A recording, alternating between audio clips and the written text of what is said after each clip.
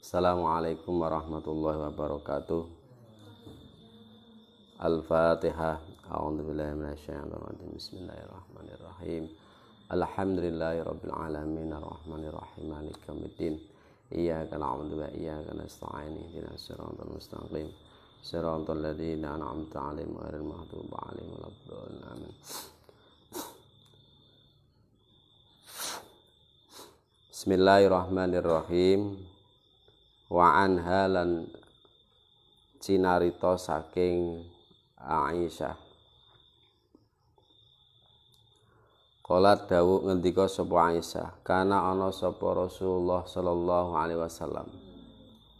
Iku yusolli salat sapa Kanjeng Nabi minal laili saking wengi. Iku yusolli salat sapa Kanjeng Nabi minal laili saking wengi. Talata asyarata ing 13. Apane rakaatan rakaate. Salasa asyrata ing 13 apane rakaatan rakaate. Adat itu kalau 11 ke atas itu tergantung pasti bergantian. Kalau depannya itu mudzakkar maka belakangnya pakai muannats. Salasa asyrata. Kalau salasata asyara itu. Kalau tak marbutohnya itu di depan berarti salah sata asyara gitu. Itu. Kalau salasa asyarata. Mudah kok.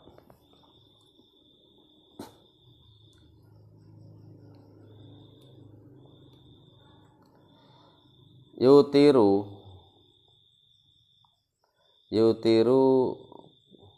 kang gawe witir sapa Kanjeng Nabi. Ming dalika sange mengkono-mengkono 13 bi khamsin kelawan 5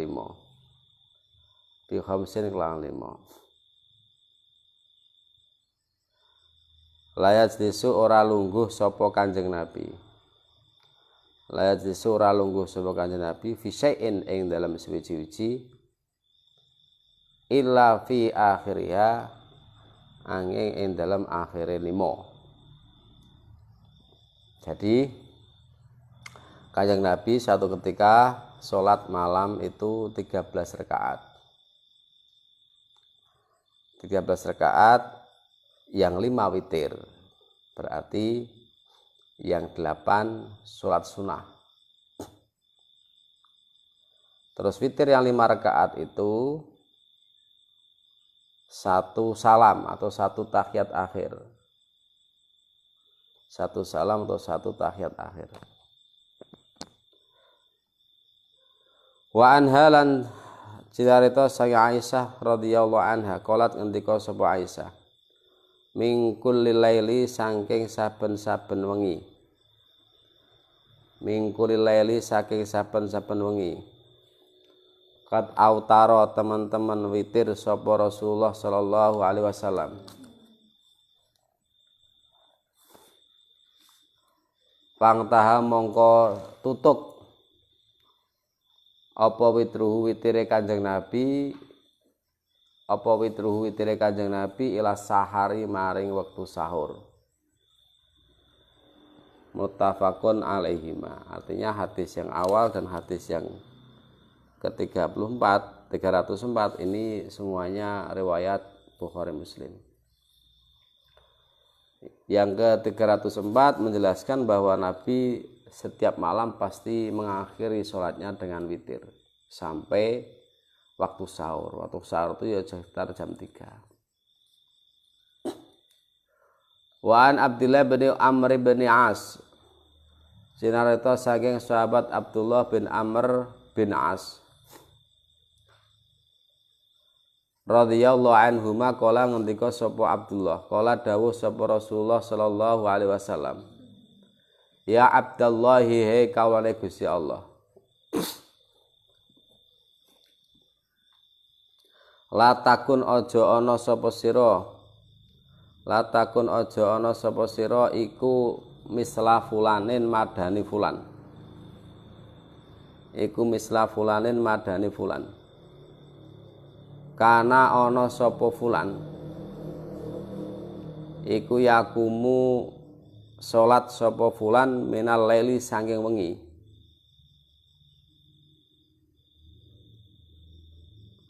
Fataroka nuli tinggal sapa fulan.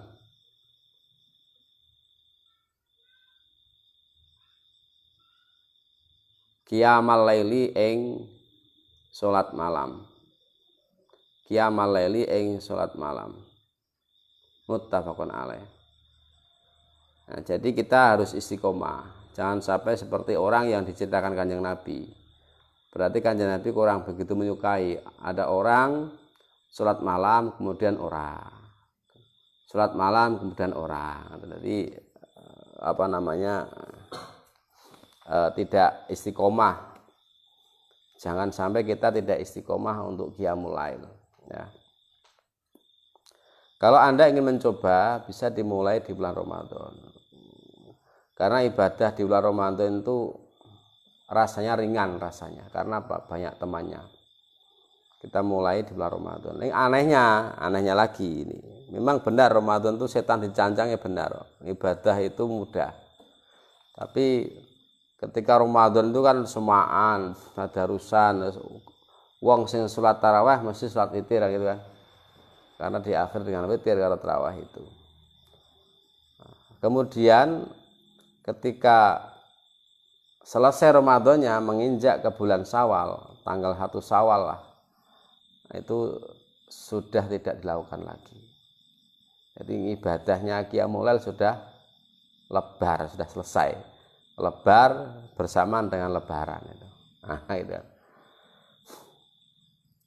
Jangankan sampai Syawal, malam bodoh itu lebaran, malam lebaran takbir itu kita sudah tidak sholat qiyamul lail kadang. Habis isya takbiran sampai malam, tidur sampai subuh. Baru kemarin kita melaksanakan qiyamul lail selama 1 bulan. Itu malam lebaran itu sudah tidak qiyamul lail. Berarti setannya sudah diculke, sudah dilepas.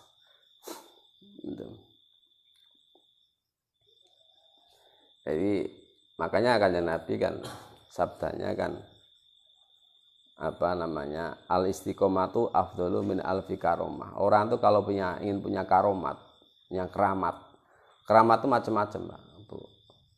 Keramat itu kayaknya orangnya tidak kerja, tapi uangnya banyak, keramat. Kayaknya orangnya biasa-biasa saja, nak ngomong, tapi banyak yang suka pidatonya. Ini kan masuk keramat. Kayaknya orangnya low profile itu sebagai orang bakati lah, orang bakati. Jebule dungane mandi, ya gitu kan. Doanya mustajab. Itu namanya karomah. Nah, karomah itu bisa dihasilkan kalau kita istiqomah. Istiqomah.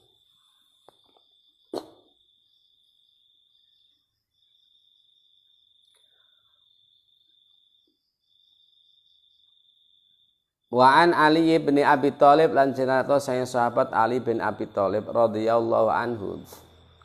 Kala ngendika sahabat Abu Thalib kala dawuh sapa Rasulullah sallallahu alaihi wasallam. Utiru padha witira sapa sira kabeh. Utiru padha salat witir sapa sira kabeh ya ahlul Qur'ani hai ahli Qur'an. Ya ahlul Qur'ani hai ahli Qur'an. Fa innallaha mongko satuna Gusti Allah iku witrun. Witir ganjil 1. Yuhibbu demen sapa Allah al witra ing ganjil. Al witra ing ganjil. Rawahu ing hadis sapa al khamsatu Imam 5 wa sahahu lan wus ngarani sahih ing hadis sapa Ibnu Huzaimah Imam Ibnu Huzaimah. Ini perintah bagi kita, terutama orang yang mendalami ilmu Al-Quran, agar kita senantiasa melaksanakan sholat witir.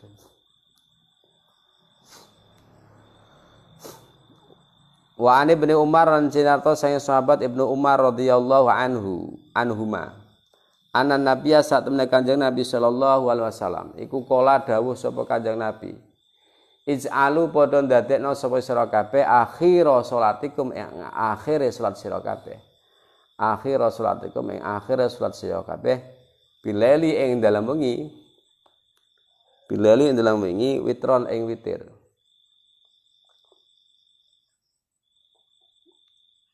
Berarti hadis witir ini banyak sekali, makanya witir itu sampai Imam Abu Hanifah itu mewajibkan witir karena memang hadis tentang witir itu Kanjeng Nabi banyak sekali dan menekankan supaya witir itu dilakukan. Muttafaqun alaih, hadis riwayat Bukhari Muslim. Wa antalaki bani aliyin lan cinarto saking sahabat Tolak bin Ali radhiyallahu anhu. Kala ngendika sapa Talqun bin Ali, rasami itu mendengar sapa ingsun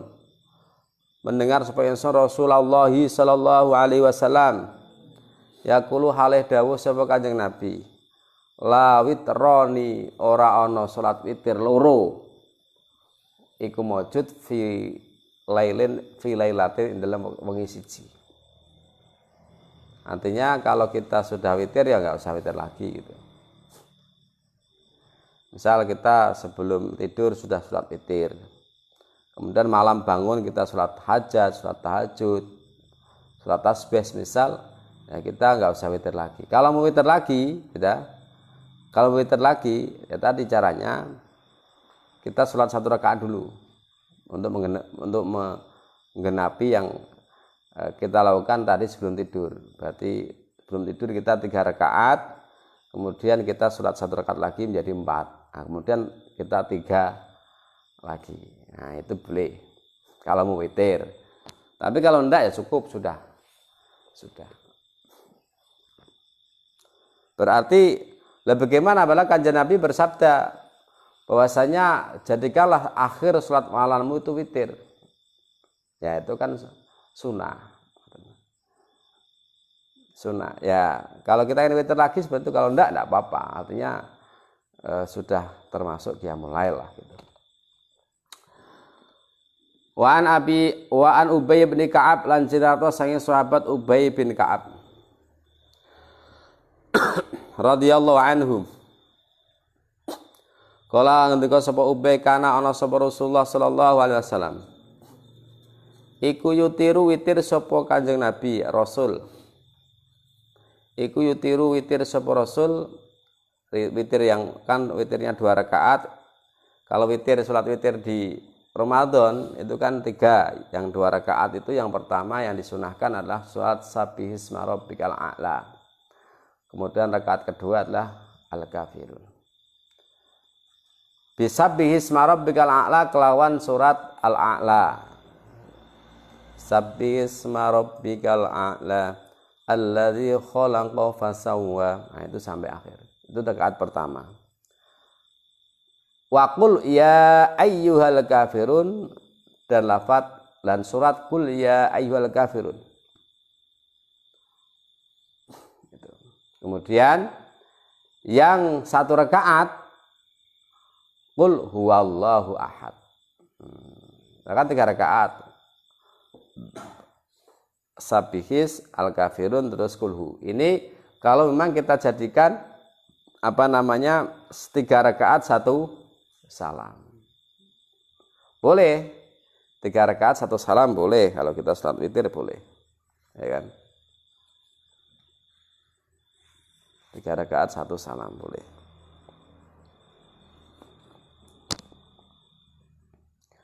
Lebih mulia mana? Ya kemarin sudah saya sampaikan ada perbedaan pendapat. Ada yang lebih afdol 2 kemudian 1, ada yang mengatakan langsung 3. Monggo. Kalau hal seperti itu nggak usah dipermasalahkan, sementing sholat witir itu aja, prakteknya monggo itu. Kita hanya tahu saja kita. Jadi gini, kalau ciri orang yang kritis ilmu itu, kalau ada orang ibadah melaksanakan sesuatu hal kok tidak seperti apa yang kita lakukan, dia akan mencari dalilnya. Orang nyalah ke. Jadi orang nyalah ke, kok ngono, ora kena loh. Apakah kamu sudah tahu itu enggak boleh? Nah itu. Kita itu menyalahkan orang kalau memang tahu persis apa yang dilakukan itu salah. Itu syarat daripada amar ma'ruf nahi munkar. Orang yang al-hasib itu kalau dalam Ihya Ulumuddin itu ya orang yang amar ma'ruf nahi munkar. Itu syaratnya harus tahu betul ilmu agama, mana yang boleh secara sepakat ijma, mana yang terjadi khilaf. Gitu. Karena apa? Karena kita tidak boleh amar ma'ruf nahi munkar pada sesuatu perbuatan yang mukhtalaf alaih diperselisihkan. Itu. Misal ada orang sholat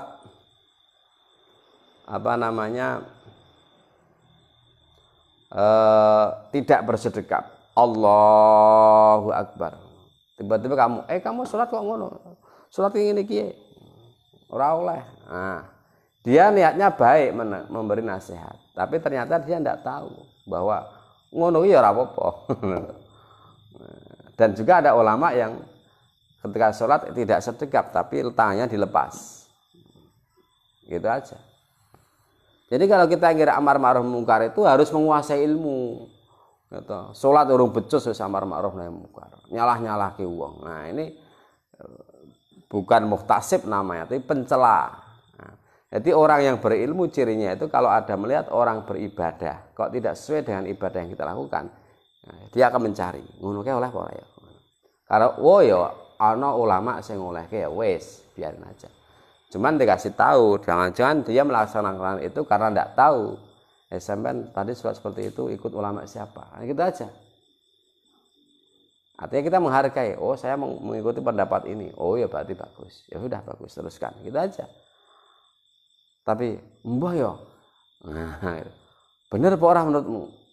Nah, baru jelaskan, ya memang ada perbedaan pendapat, yang banyak mayoritas ulama itu begini. Tapi nak kayak sampean ya ora apa-apa, karena ada yang memperbolehkan. Jadi seperti itu amar ma'ruf nahi munkar. Jadi tidak waton bawa pentung, mentungi uang, gitu, dan sebagainya. Semisal ada orang sholat tidak di awal waktu, semisal kurung adzan masih bekerja, misalnya gitu kan, kurung adzan masih makan. Tiba-tiba kowe iki mbok sholat kene awal waktu, nak kurung adzan langsung sholat gini macam-macam. Nah, kita tidak tahu dia itu tidak langsung sholat, tidak langsung karena apa kan gitu. Seharusnya tanya. Karena menunggu jamaah ya tidak apa-apa, lebih baik. Itu sholat di awal waktu itu perbedaan pendapatnya seperti itu. Ada yang mengatakan sholat di awal waktu itu mutlak lebih utama meskipun jamaahnya sedikit. Ada yang mengatakan sholat diakhirkan sedikit. Itu lebih baik kalau memang menunggu jamaah yang lebih banyak. Nah, gitu. Lebih banyak gitu. Contoh di Lirboyo itu sholat duhur itu ya jam 1.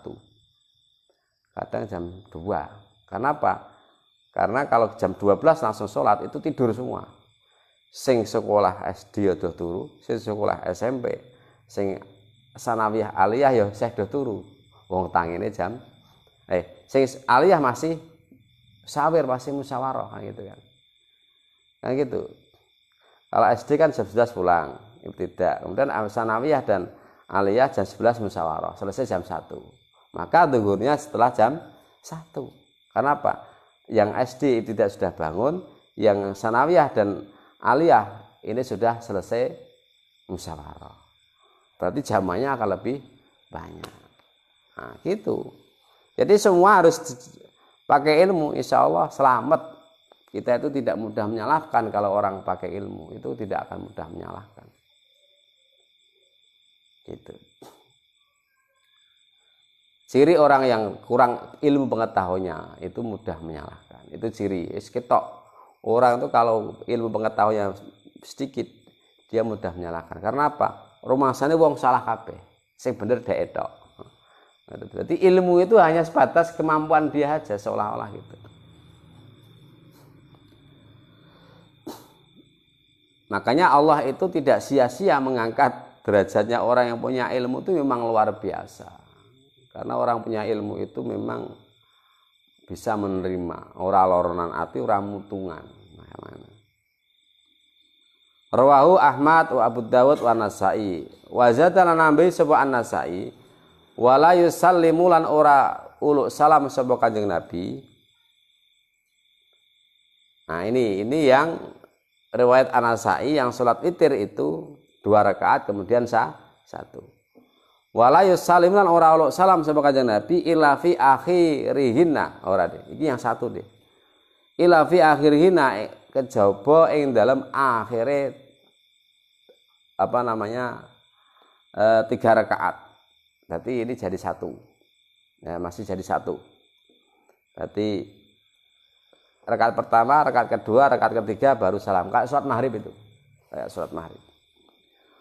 Wali Abi Dawud dalan iku kedue Imam Abi Dawud wa Tirmidzi nahwu utai sepadane hadis ana Aisyah ta saking Dewi Aisyah radhiyallahu anha.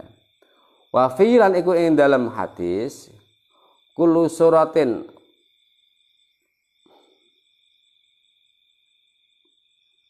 utawi tak saben-saben surat iku fi rakaatin dalam rakaat.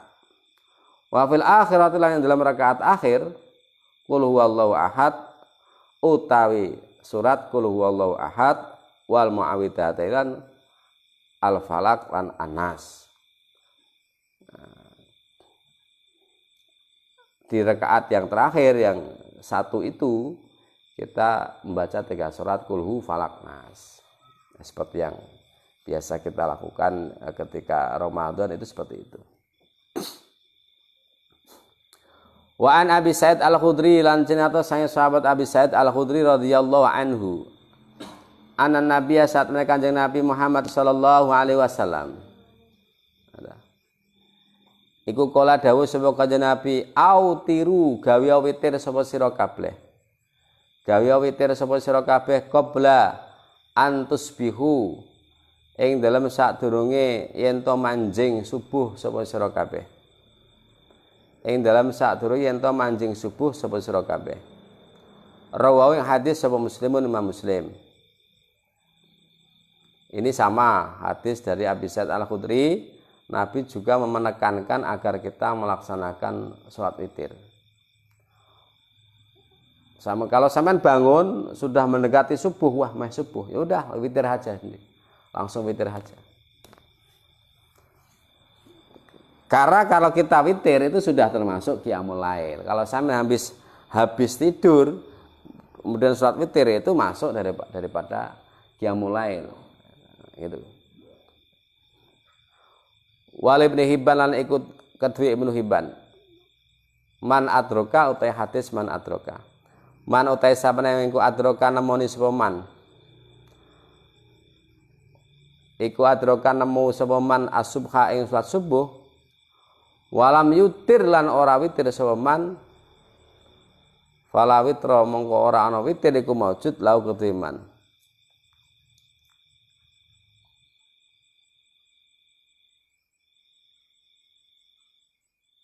Artinya gini, orang itu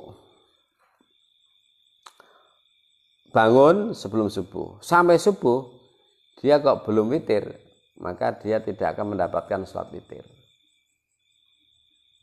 Sengaja dia sengaja tidak witir, maka dia tidak akan mendapatkan pahala witir, ya jelas. Beda kalau dia itu lupa atau biasanya dia sholat witir, cuman karena ini agak kemalaman gitu.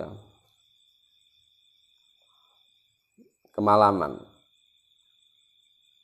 Kemudian dia bangun setelah subuh. Maka menurut hadis ini boleh diqadha'i witirnya. Nah, jadi sebelum sholat subuh Anda sholat witir dulu, tapi qadha. Nah itu kalau tadi bangunnya karena tidak ada yang membangunkan, bangun-bangun sudah subuh atau dia lupa, maka dia boleh qadha. Ini menurut hadis ini tuh. Meskipun banyak ulama mengatakan ya sudah nggak boleh qadha witir. Kan sudah lewat ya sudah. Tapi kalau dia sengaja tidak sholat witir sampai masuk subuh maka sudah tidak boleh qadha.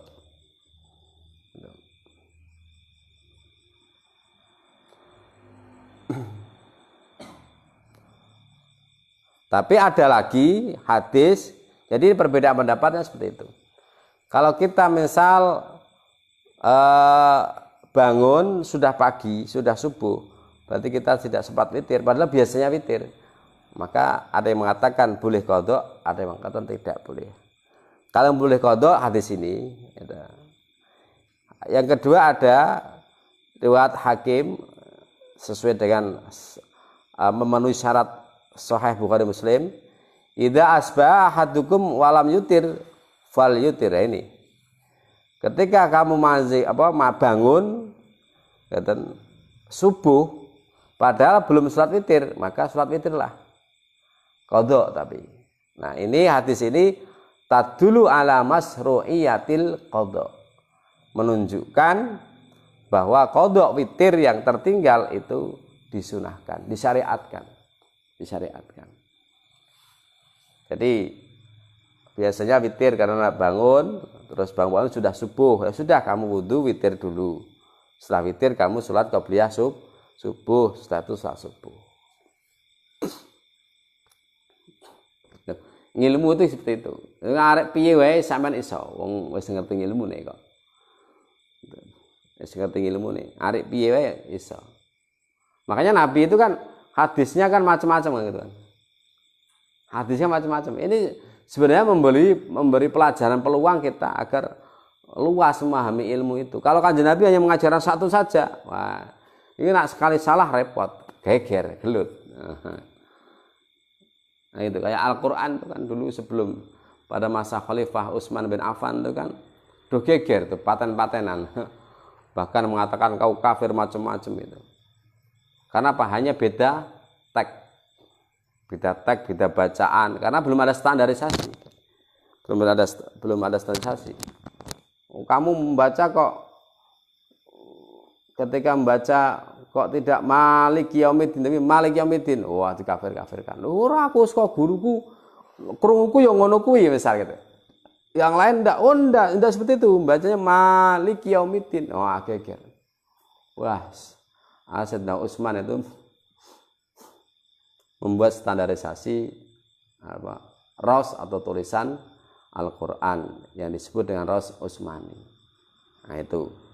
Kemudian macam-macam Al-Qur'an di setiap kaum, kabilah dikumpulkan, dibakar semua. Ini yang membuat kamu itu menjadi saling bermusuhan ya gara-gara ini. Itu. Saling bermusuhan gara-gara ini. Bakar kabeh. Karena apa? Madharatnya banyak. Iki. Ngopo sampean kok ahli Al-Qur'an tapi sampean saling bermusuhan karena perbedaan bacaan.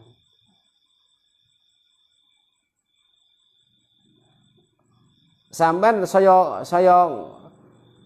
jero lek belajar ilmu kok semakin menyalahkan orang lain, itu berarti sampean saya pintar, saya bodoh berarti.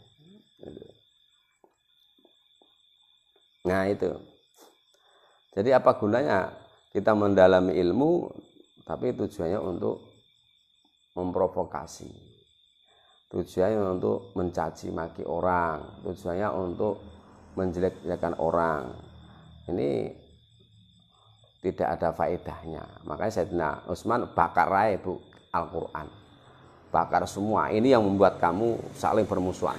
Padahal Al-Qur'an itu mengajarkan kita tidak boleh bermusuhan. Lho kowe iki nyekeli Al-Qur'an apalah bermusuhan piye? Kan bertolak belakang itu dengan isinya Al-Qur'an. Akan dibakar semua, nganggo iki. Standarisasi ini. Nah, kalau fikih itu enggak ada standarisasinya. Karena apa? Ijtihad. Ora iso kok wong padha kabeh ora iso. Makanya ada ijma, ada sepakatan ulama ada yang mukhtalaf, ada yang diperbedakan ulama. Masalah sing bener endi ora usah mikir kuwi. Sampeyan melu ulama wis bejo. Salah wis ora disiksa. Salah nak melu ulama niku ora bakal kena siksa sampeyan. Kenapa? Karena ulama sing salah ya ora dosa. Mergo hasilnya ijtihad tadi. Tapi harus memenuhi syarat. Wong bodoh ora ngerti bahasa Arab, ora ngerti kitab gundul, ora ngerti kitab nahwu, sorof kok ijtihad. Ya, namanya apa namanya? Istilahnya kena hurur itu tertipu dengan dirinya sendiri. Makanya ada orang mengatakan kitab kuning tidak penting, nahwu sorof tidak penting, kemudian dia itu sering memunculkan hukum, gitu. Dia namanya tertipu dengan dirinya sendiri, gitu. Namanya dolun mudilun. Nah, itu jadi orang dolun mudilun itu ada apa? Orang yang ijtihad hukum tidak memenuhi standar mustahid. Qur'ane maca ora iso kok. Apa meneh ngerti asbabun nuzul. Ngerti asbabun nuzul apakah cukup? Belum cukup, dia harus tahu makna-makna Al-Qur'an, setiap ayat-ayat, setiap kata-kata itu harus tahu tafsirnya.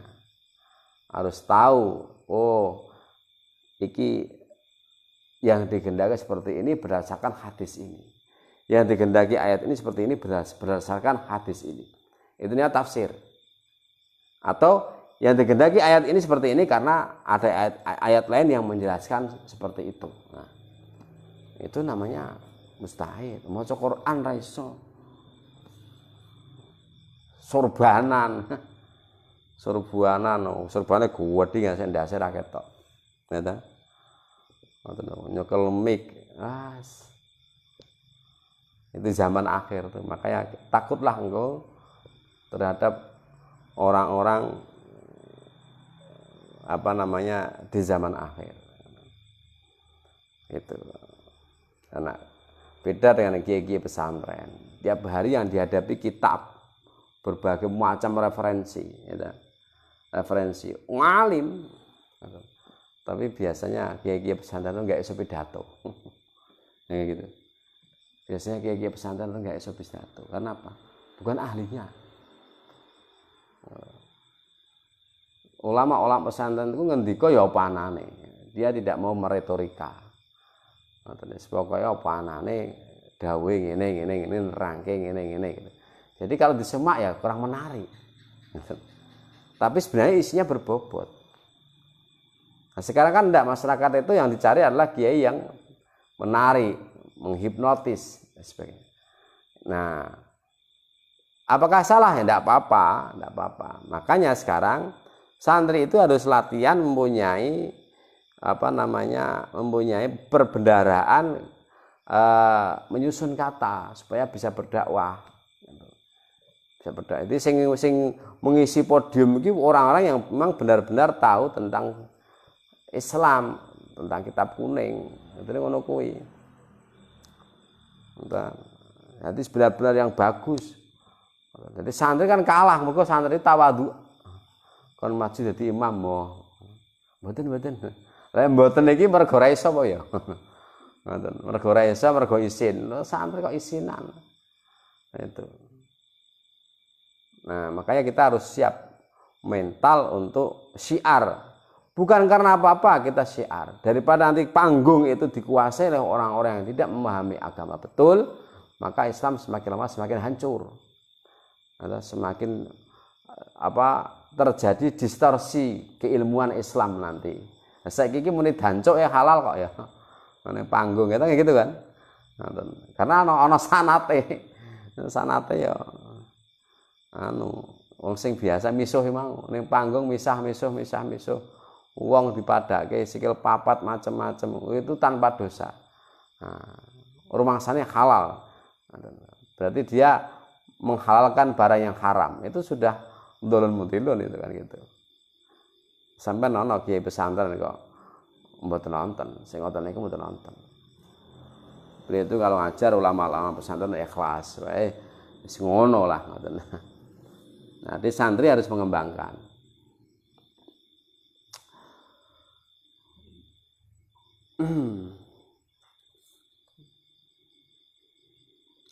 Wa anhu lan cenata saking Ubay Abi Sa'id Al-Khudri, wa anhu lan saking Abi Sa'id Al-Khudri radhiyallahu anhu.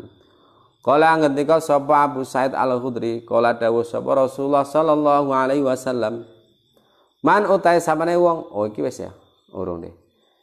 Iku nama turu sapa wong anil witri, ninggal salat witir. Man utai sapane wong iku nama turu sapa wong anil witri, ninggal saking witir. Aunasiyahu utawa lali.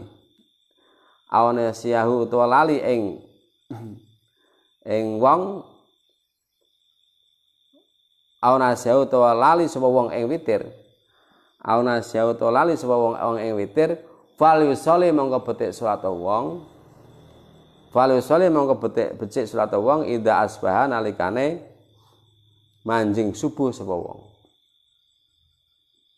Au dzakara utawa nalikane iling sapa wong.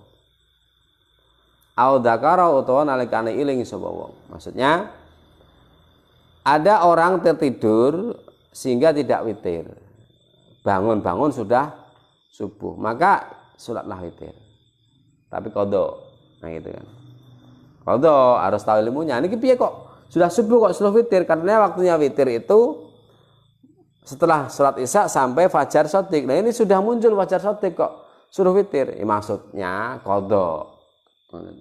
Seperti kita usoli, misal usoli minal witri rakaat ini misal lagi berarti qadaan, ora adaan. Au dzakara utawa ketika kamu ingate esok sudah jam 7, wah aku iki urung witir jebul lali. Nah, sudah jam 7 itu kita witir, tapi qada. Iki saking wigatine, saking pentingnya witir itu sang Kanjeng Nabi malah sampai perintah suruh qada witir. Rawahu al-khamsatu Imam 5 ilan Nasa'i ya kejaba Imam Nasa'i. Ilan Nasa'i ya kejaba Imam Nasa'i. Wa an Jabir lan cinata sang sahabat Jabir radhiyallahu anhu. Kala ngendika sapa Jabir, kala dawuh sapa Rasulullah sallallahu alaihi wasallam, man utai sampe wong iku khofa wedi sapa man. Man utai sampe wong iku khofa wedi sapa man. Alayaku ma'en ta ora tangi sapa wong. Alayaku ma'en ta ora tangi salat sapa wong. Bin akhiri laili sange akhire wengi. Bin akhir laili sange akhire wengi. Fal yutir mongko becik witira sapa wong. Fal yutir mongko becik witira sapa wong akhirahu ing akhire lail. Akhirahu ing akhire lail.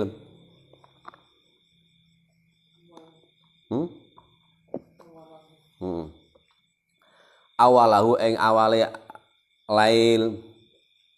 Awalahu ing awale lail. Ini madhab Abu Bakar. Kalau orang itu takut tidak bisa bangun akhir malam, maka lebih baik dia witir di awal malam, bar isya, terus sholat ba'diyah, terus sholat witir. Itu madhabnya sahabat Abu Bakar. Waman utai sabane wong iku toma'a mengharap itu maksudnya dia yakin bisa bangun. Ayakuma ing yen to tangi salat sapa wong. Ayakuma ing yen to tangi salat sapa wong. Akhirahu ing akhir wengi. Akhirahu ing akhir lail fal yutir monggo becik witira sapa wong. Fal yutir monggo becik witira sapa wong. Akhirul laili ing akhir wengi. Nah, tapi kalau bangun ya maka ya lebih baik akhir malam saja. Karena apa? Fa inna sholata akhiril laili, monggo sak temene salate akhir wengi, jadi malam yang akhir sepertiga malam iku masyhudatun dan sekseni para malaikat. Iku masyhudatun dan sekseni malaikat. Wadhalika utai mengkono akhirul laili, wadhalika utai mengkono akhirul laili iku afdhalul utama. dan lebih utama. Rawu riwayatake hadis sapa Muslimun ma Muslim. Wa ani bani Umar lan cinarito saking sahabat Ibnu Umar radhiyallahu anhuma. Anin Nabi saking Kanjeng Nabi sallallahu alaihi wasallam qala ngendika sapa Umar idza tola analikane qala dawuh sapa Kanjeng Nabi qala dawuh sapa Kanjeng Nabi idza tola analikane metu idza tola analikane muncul apa al-fajru fajar faqad dzaba mongkon teman-teman ilang faqad dzaba mongkon teman-teman ilang apa waktu kuli salatil laili waktune sekabehane salat wengi apa waktu kuli salatil laili waktune saben-saben salat wengi wal witri lan waktune salat witir. Ketika fajar shadiq sudah muncul maka waktu salat malam sudah selesai. Begitu juga salat witir juga waktunya sudah selesai. Berarti ketika kita itu bangun sudah subuh dan ada perintah kita suruh salat witir, itu bukan adaan tapi qadaan. Nah, qada. Apa itu qada dan apa itu ada? Ada itu salat yang dilakukan di dalam waktunya. Itu ada, makanya kita tadi adaan lillahi ta'ala itu kan. Ada itu sholat yang dilakukan pada waktunya. Qadha itu sholat yang dilakukan di luar waktunya. Di luar waktunya. Nah kadang orang salah persepsi, dia lupa tidak sholat duhur karena tidur semisal jam 11:30, duhur belum masuk. Atau memang lupa tidur jam 1, kemudian bangun sudah jam 4, maka dia kan tidak sholat duhur, wajibannya lah qadha. Nah kadang orang salah persepsi, qadhanya besok harus pas waktu duhur. Tidak seperti itu. Karena apa? Karena qadha itu apa? Qadha itu sholat di luar waktunya. Mau dilakukan apa? Waktu asar ya tidak apa-apa, waktu maghrib ya tidak apa-apa, waktu isya tidak apa-apa, waktu besok juga tidak apa-apa. Tidak harus duhur. Duhur pun itu juga bukan waktunya. Wong sebenarnya duhur kemarin kan gitu. Jadi tidak harus pada waktunya. Kalau qadha itu tidak harus pada waktunya. Habis sholat asar qadha boleh karena apa? Wajib. Yang tidak boleh kan kalau melakukan sholat sunnah. Tapi kalau sholat wajib kan boleh. Sholat qadha. Habis asar, wah aku tadi belum lupa belum sholat duhur. Nah dia qadha boleh.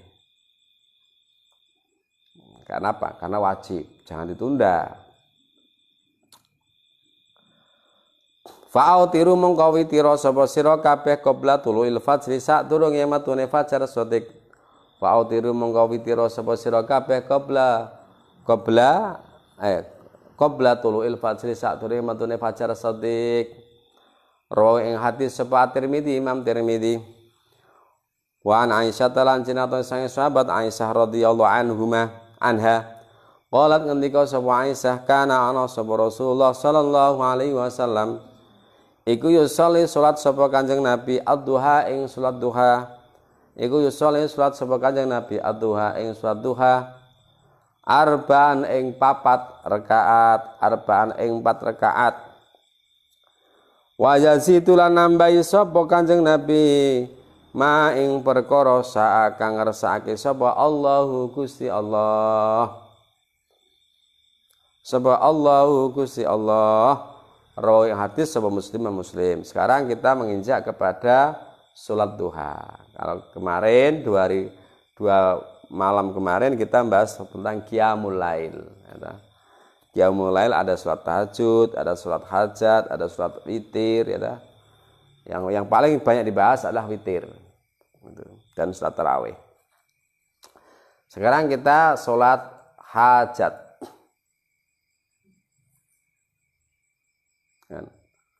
Salat hajat, salat duha. Sekarang kita bahas tentang salat duha.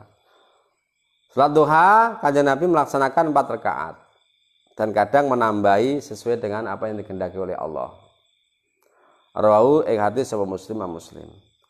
Walahu lan iku kedua Muslim anha saking Aisyah anha satemene Dewi Aisyah iku suilat ditanya. Iku suilat ditanya sapa Aisyah. Hal kana ana sapa Rasulullah sallallahu alaihi wasallam. Iku yusolli salat sapa Rasul ad-duha ing salat duha. Suatu ketika Aisyah ditanya, apakah Nabi Rasulullah telah melaksanakan salat duha? Qalat ngendika sapa Aisyah, la ora. Illa ayaji'a angin yen teka sapa Kanjeng Nabi min maghribihi saking mahibun iki apa saking min maghribihi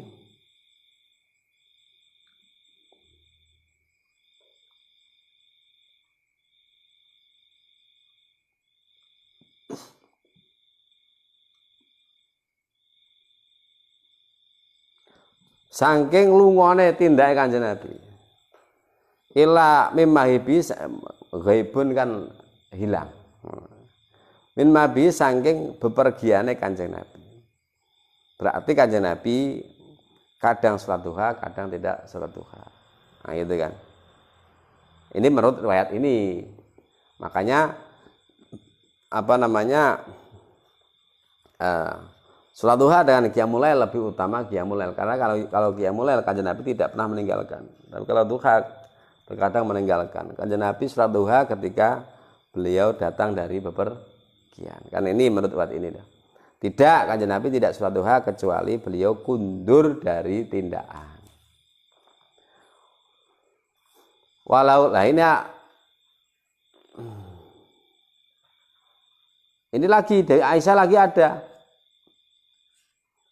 Walau lan iku kedue Imam Muslim anha saking dari Aisyah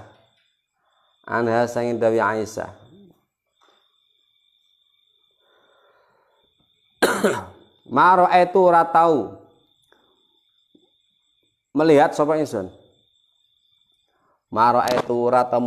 ingsun Rasulullah ing utusane Allah sallallahu alaihi wasallam yusolli hale surat sapa Rasul qattu babar blas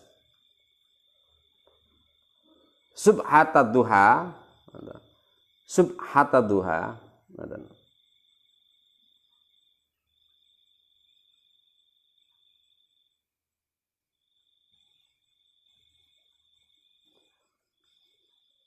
ing salat sunah duha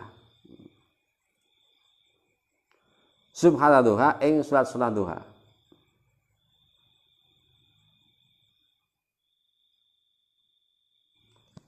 Berarti Kanjeng Nabi maksudnya maro'etu Rasulullah yusolli qattu. Artinya Kanjeng Nabi itu kadang sholat, kadang duha loh, kadang melaksanakan, kadang tidak melaksanakan.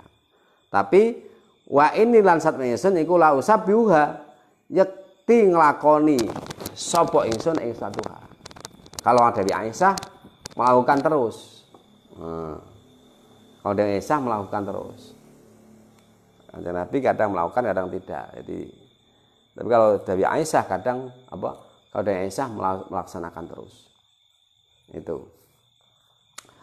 Wa an Zaid bin Arqam lan jinata sahabat Zaid bin Arqam radhiyallahu anhu anna Rasulullah saat temene Rasulullah sallallahu alaihi wasallam iku kala dawuh sapa Kanjeng Nabi salatul awwabina. Sudah salat duha sudah kan? Sekarang salat awwabin. Salat awwabin itu salat sunnah yang dilakukan setelah maghrib.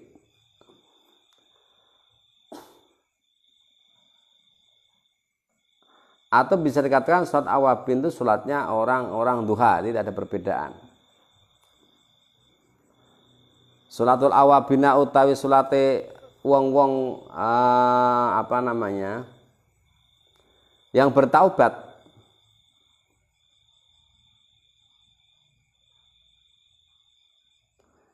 Orang yang bertaubat iku khinatar madu semangsane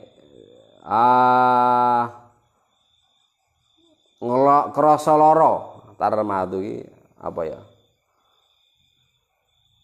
ngrasakake lara, panas. iku tarmadu ngrasakake panas apa alfisalu pira-pira anak unta. Apa alfisalu pira-pira anak unta. Tarmadu tariku. Maksudnya dia minar romdoi, dia kepanasan karena saking padangnya. Jadi ketika matahari sudah jam 9, jam 10 itu kan sudah panas. Nah, orang yang salat duha itu disebut orang-orang yang bertaubat. Jadi kebiasaan orang-orang yang bertaubat, salatul awwabin itu ya dia senantiasa melaksanakan salat duha. Salat duha yang paling afdol jam berapa? Jam 9, jam 10. Itu paling afdol. Karena apa? Karena lagi sedang di pertengahan naik. Awal panas kan jam 9, jam 10. Gitu. Kemudian kalau siang itu terlalu panas. Kalau dulu masjid kan belum ada atapnya, garing gitu, jam 11 duha. Tapi masih boleh. Kemudian kalau jam 9, jam 10 itu orang sedang sibuk-sibuknya. Makanya yang paling afdol itu. Rawi hadis sapa Imam Tirmidzi. Wa an Anas dan cinate sang sahabat Anas radhiyallahu anhu. Kala ngendika sapa Anas kala dawuh sapa Rasulullah sallallahu alaihi wasallam. Man utai sapane wong iku salat sapa wong ad-duha ing salat duha. Sintai asrota ing rolas. Sintai asrota ing rolas apane rakaatan rakaate bana mongko bangun sapa Allah Gusti Allah lahu marang man kosron ing rumah atau istana fil jannati ing dalam swarga. Bagi siapa yang sholat duha 12 rakaat maka dia dibangunkan rumah kerajaan di surga atau villa lah. Kosron itu rumah panggung, itu rumah yang di atas bukit ya, karena kan villa itu. Jadi melihat pemandangan bawah. Ada bukit bintang lah namanya. Nanti bayangke seperti itu. Tapi sampean aja bayangke swarga ngono kuwi. Sampeyan bayangke swarga tajri min tahtil anhar, terus banyak kebun-kebun, sampeyan bayarke ning hutan itu. Ning hutan itu hutan pinus. Ngisor ana kali, ana sungai itu, sungainya jernih gitu. Bayangke ngono ya, berarti surga hanya seperti itu ngopo? Adi seperah bendina itu. Itu contoh bahwa surga itu indah, itu aja. Kenapa kok dalam Al-Quran selalu mengatakan banyak pepohonan, kemudian ada villa di bukit, kemudian banyak di bawahnya itu ada sungai. Karena apa? Karena di Arab itu ngeraono. Ning Arab itu ora ana hutan pinus. Ning Arab juga tidak ada sungai. Juga tidak ada tumbuh-tumbuhan rindang, ora ana. Jadi digambarkan seperti itu untuk menarik kesenangan hatinya supaya senang mengharap surga. Cita-citane wong urip iki ning villa itu, ning pucuk bukit ke omah itu, terus ngisore pemandangannya bagus, ada sungai mengalir ngono kae. Itu. Kan seperti itu, kalau orang kan seperti itu. Sekarang kan orang tuh keinginannya seperti itu semua. Duwe omah itu neng dhuwur bukit itu villa ngisore pemandangan kota ada sungai-sungai terus dikonconi widodari 70 was. Nah, bayangke aja ngono kuwi. Kalau bayangke ngono kuwi ya bendina weruh jeleh to. Wis foto-foto wae ning endi ning Mangunan itu. Di Mangunan. Nah, itu hanya sebagai gambaran bahwa surga itu sangat indah. Sangat menyenangkan, tidak membosankan. Jadi sampai nang surga, wah bosan sampai metu ora enak. Tidak ada ceritanya. Nah, kalau orang Arab diceritai seperti itu, wah seneng karena apa? Di sana nggak ada pemandangan seperti itu. Anak wong gunung, omah ning gunung. Di omah ning bukit lah, aku ki gunung pentit e. Nak ngarep metu saka omah lho ketok ngisor pemandangan. Sudah biasa kalau membaca itu sudah biasa. Apakah surga seperti itu? Allah alam. Tapi kita jangan membayangkan ana surga ana bukit, ana misalnya ana kali itu. Nah, terus ana manuk akeh. Aja mbayangke ngono kuwi. Artinya surga tidak seperti apa yang kita bayangkan. Apa surga itu? Wala ainun ru'at. wala ainun ra'at. Surga itu tidak pernah sekali mata memandang, artinya orang tidak pernah melihat keindahan seperti indahnya surga. Misal sampai orang pemandangan wapi apa urun apa-apa. Wala udhunun sami'at, sampean belum pernah mendengar sedikit pun cerita tentang keindahan surga. Wah, aku lho neng wingi pas dolan neng Lombok, neng Gili Terawangan, atau di pulau, atau di Gili Mano, atau di Gili Gili Gendis. Wah, ada pulau kecil, pasir putih. Wah, rasanya di Indonesia surga seperti itu. Ora. Wala udhunun sami'at. Tidak pernah Anda mendengar seperti apa sifat-sifat surga. Dan wala qalbun khatarat. Dan tidak seperti yang Anda bayangkan. Nah, jadi memang luar biasa. Pokoknya mlebu kaget ngono wae. Jadi orang mungkin sampean masuk ke surga, oh lah mung koyo ngene. Astagfir roh ya tidak mungkin seperti itu, karena tidak pernah mata pernah melihat, telinga juga tidak pernah mendengar, dan apa yang kau bayangkan tentang surga itu tidak seperti itu. Wan Aisyah nanti mau rawahu at-Tirmidzi, Imam Tirmidzi wastahara baulan ngarani gharib langka. Sapa Tirmidzi hadis. Wa an Aisyah tarancenat sang sahabat Aisyah radhiyallahu anha. Qalat ngendika sapa Aisyah dakhala manjing masuk sapa Rasulullah sallallahu alaihi wasallam baiti ing omah ingsun. Wasallam nulis salat sapa Kanjeng Nabi.